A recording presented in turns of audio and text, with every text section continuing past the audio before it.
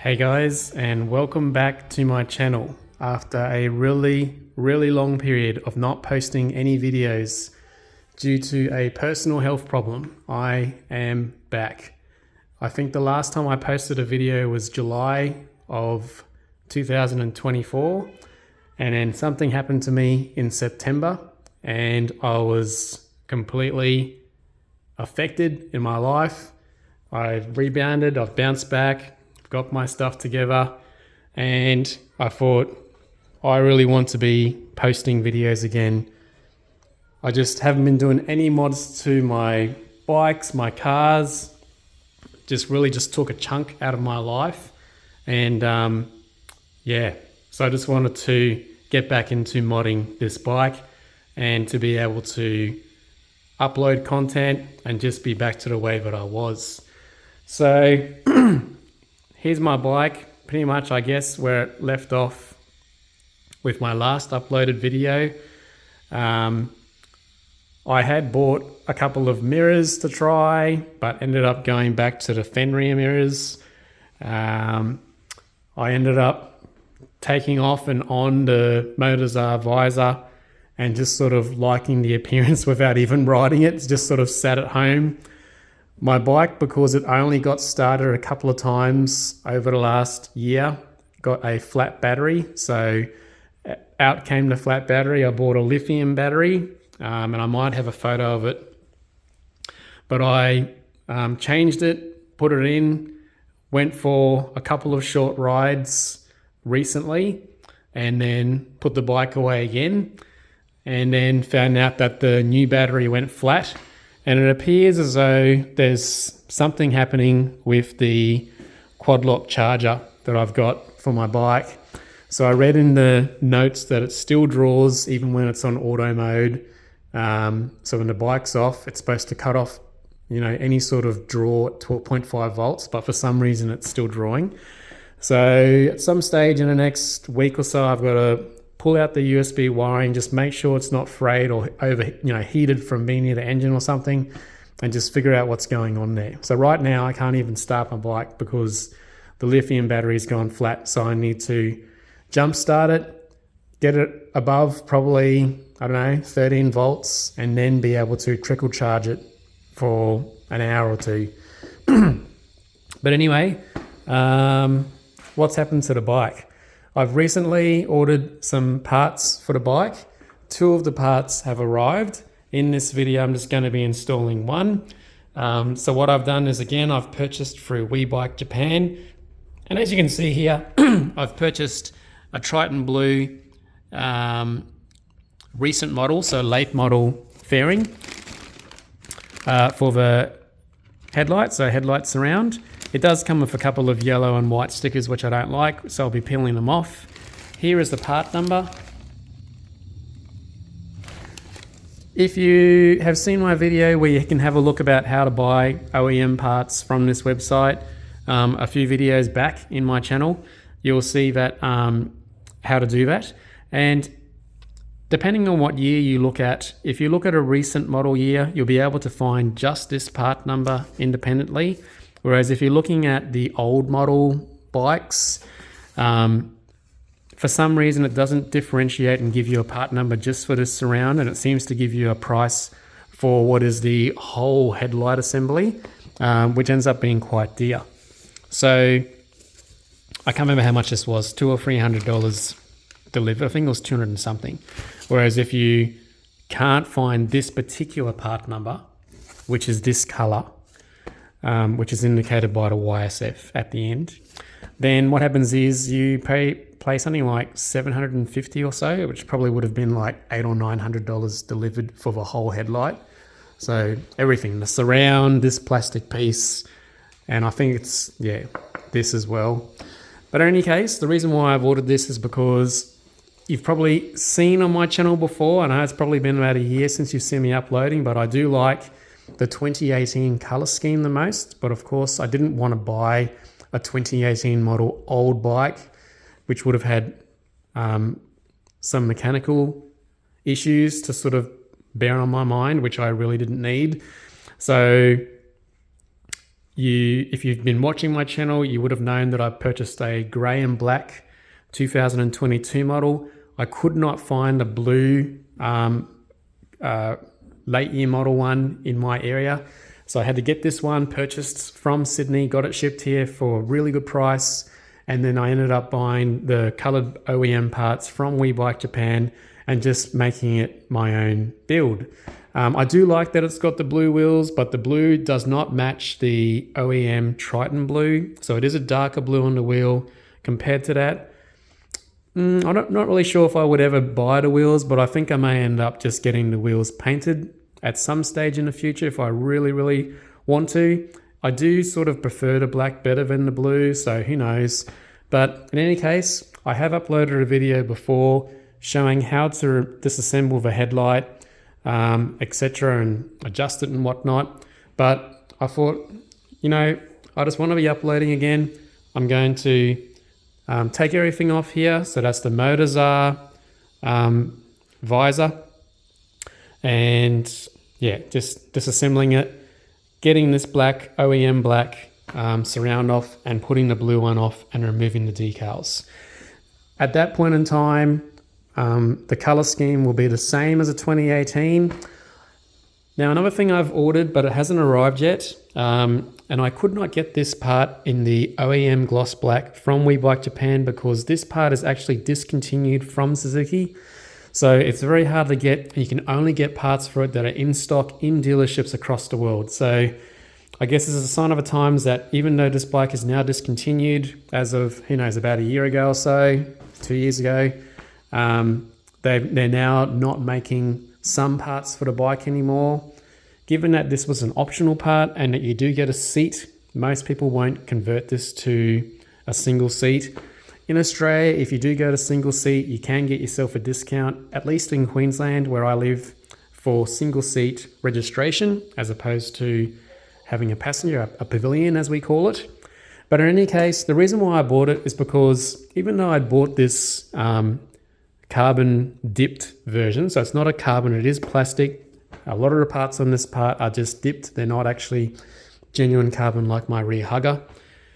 Even though I got this and it arrived, it was a reasonable price. The fitment of it is not great. So if I go to pressure wash the bike, then you will get bits of water coming into the inside.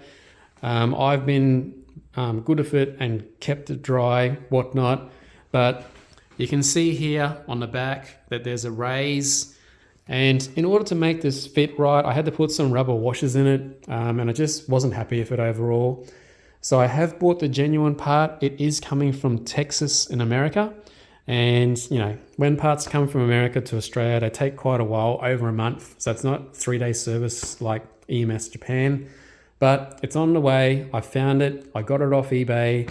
And yeah, so I will today have the blue headlight surround on.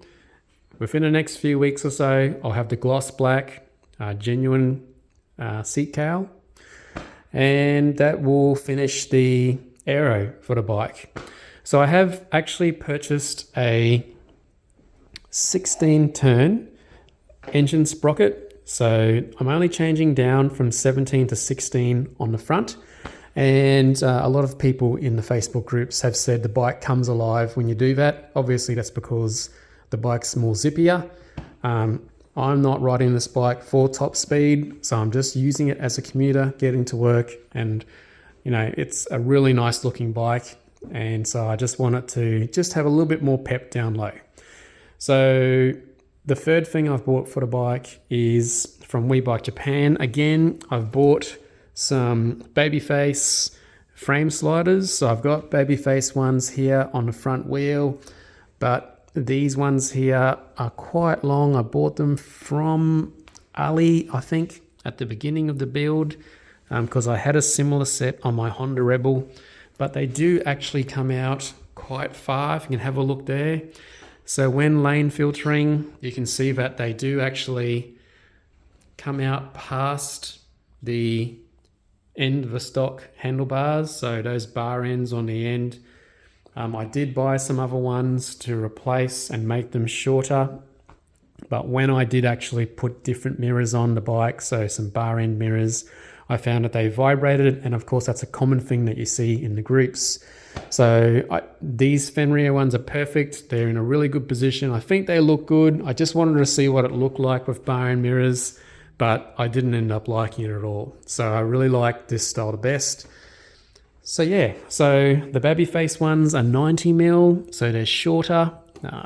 They just will take a little bit of doubt out of my mind when I'm lane filtering on the way in and out of work in the city. I bought for this bike, which I actually can't wait for. I can't believe I forgot it, was a Translogic shifter. So it's a quick shifter, enables you to keep or reverse the gear change direction of the bike, but most importantly, it enables you to clutchless shift the bike much quicker. Product is a UK product, has lots and lots of good reviews. There is a Hilltech version you can purchase as well, but doesn't come with the actual shift mechanism. It's more, I guess, of a pressure sensor switch. So it was fairly expensive, but if I actually got it from the website instead of purchasing it from eBay, and I guess that'll be here in 3 or 4 weeks as well. So yeah, let's get to it.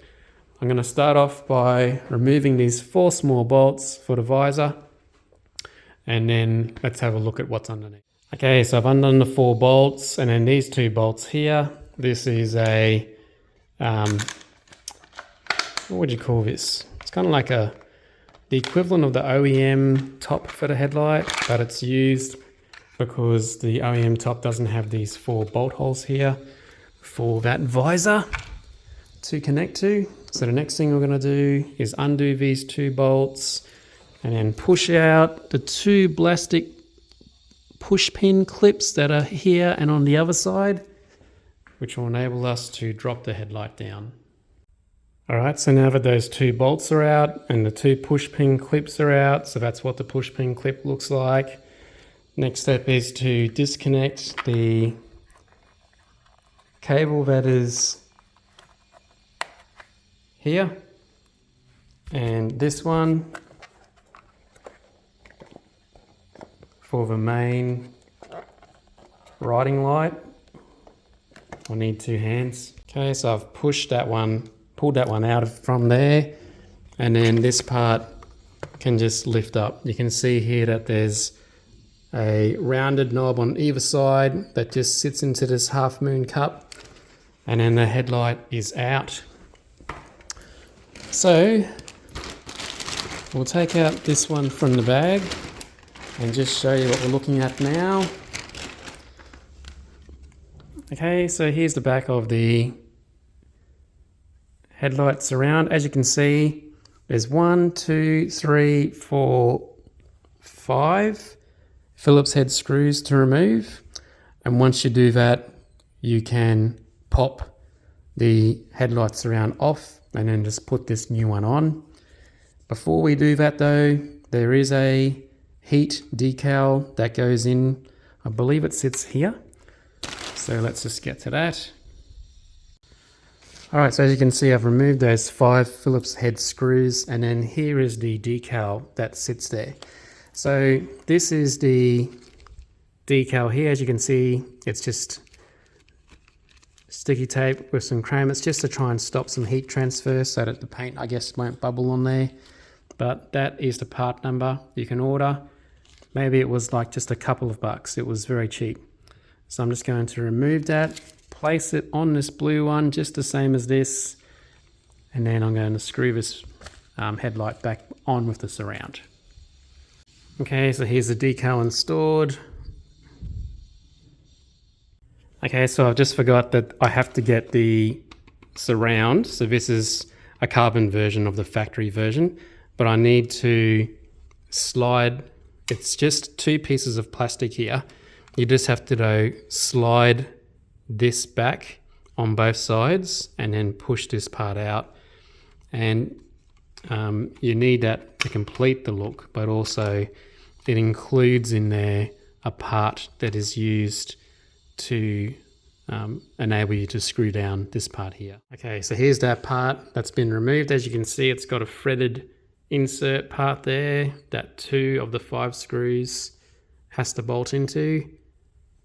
So you have to fit this from the outside. You need 2 hands. You got to slide in the tabs again on the side and then push the bottom part in as well. There is a tab just there and there. So once you've got those 4 tabs in, 1, 2, 3, 4, then it's fits snugly, and then you can just put this back on top and screw those 5 screws back in. All right, so pretty cool. Here's the surround now all popped in. So just to show you, there are the tabs. You have to place it here first and then slide up, and also wrap this around. That's the same on that side as well. And then you do the center part last, pushing those 2 black clips either side in. Looks pretty neat. Now we get this headlight. Simply feed that little tab through the bottom hole, and then the rest just simply lies in place, just screw it on. Okay, so here we have the OEM Triton Blue with the carbon surrounds, a Phillips headlight and indicator lights. Looks super neat, brand new. So now I'll just do the reverse install. Here's what the bike looks like. If you're wanting to know what it looks like underneath, I've shown this in a video before. But we pop those 2 bottom knobs, which is acting like an arc here, in. Next thing, get this headlight cable pushed in, good. Next thing, pop this top one in, good. And then you can take out these push pin clips that just look like this. Put that back like that. Insert the push pin clip on the rear. Get the other one that's on the floor. It's the only place on the rear to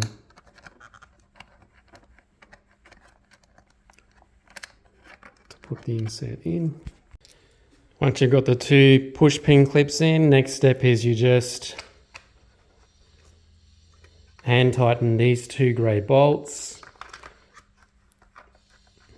that stop the whole headlight assembly from falling down.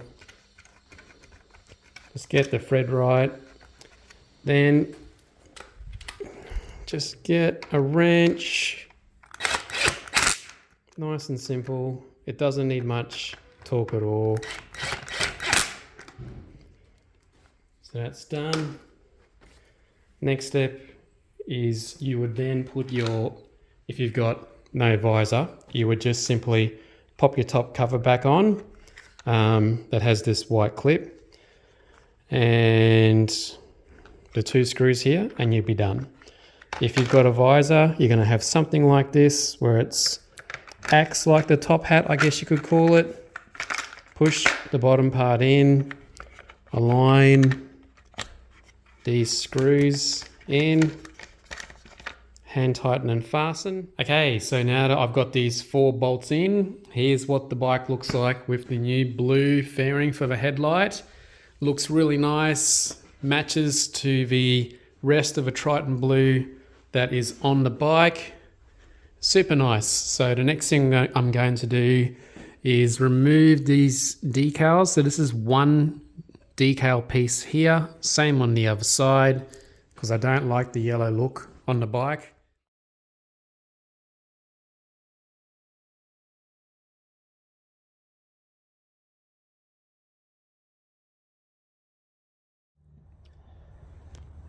Hey guys, and welcome back to a new day. As you can see here, I've got the bike out, and here's what it looks like in what is a cloudy day in Brisbane. As you can see, we've got the new blue fairing on, looks really cool. And today in the post we've got a package which has arrived from Babyface. Now this is the replacement Framesliders I've purchased from WeBike Japan. Arrived here in 3 business days, really quick.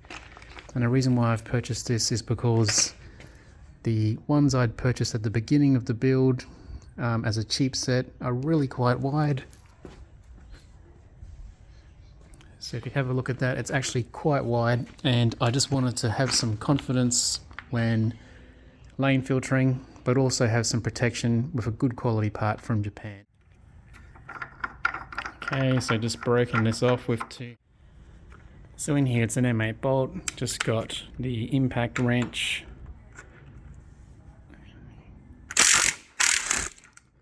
Okay, so you just give that one quick unwind. Okay, so I've just broken off the existing one. Now, as you can see, this is where it mounts to the frame of the bike. This is actually 14 centimeters long, which is pretty long. This one's actually 9.5. So this is the part assembled. So you've got your typical sort of Delrin, hard plastic sort of whatever that material is. It's certainly a lot lighter than all this here. And it's a lot narrower. So inside it's just got typical washer to keep this thing seated, long quality bolt, and the required spacer for this Suzuki GSX-S750. So as you can imagine, they probably changed this part on a lot of bikes depending on the varied length that you need. So this is an M8 bolt. And inside the package it does come with a piece of paper stating to the effect that if you leave this product out in the sun all the time, please don't complain if it's going to fade. So that's obviously a given.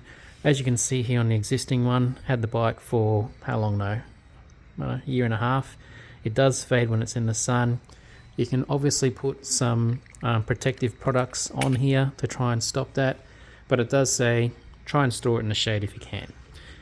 Here on the piece of paper it says that if you're using an M8 bolt to, let's have a quick look here, to tighten it, it says M5, 5, M6, 10, M8, 22, M10, 34. So this does use, I believe it's an M10, so it should be about 44. In other words, give a good whack with your impact wrench. In here it does show that there are individual parts you can purchase. So if you do just drop your bike and you do just have a little scuff that you want to fix up, it does appear that you can purchase this part individually. But yeah, it was probably about $100 or so for this part. If you buy a part like this from Ali, it's probably about 50.